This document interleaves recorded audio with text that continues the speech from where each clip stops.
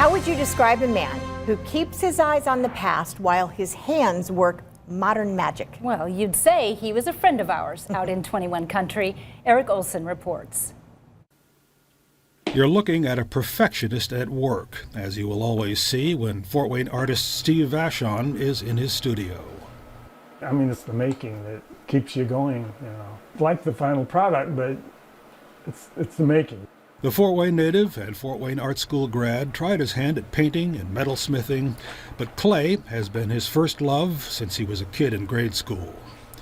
Decades of making art have led Vachon to this, fabricating vessels from slabs of clay, their individual parts often decorated with tools of his own making, cut and trimmed and assembled with infinite care.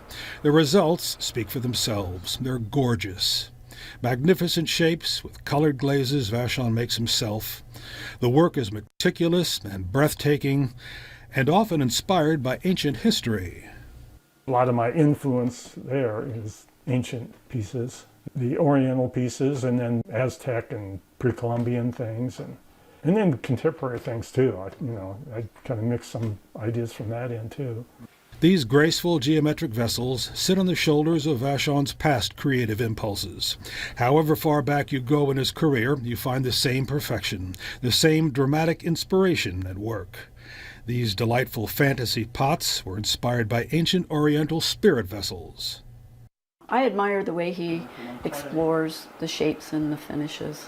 Vachon's wife, artist Sue Davis, is her husband's biggest fan. Would you say he's a perfectionist? Oh, yes. He will reglaze and remake until, it comes close to the vision that's in his head. And he's always trying new things.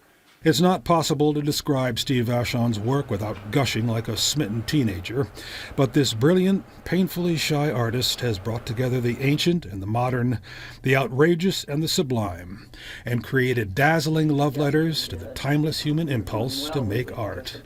You can only hope that he never stops. What would your life be without art? I wouldn't know what to do if I couldn't be making something, I'd be making something somehow, see how they turn out, and go on to the next. Eric Olson reporting for 21 Country.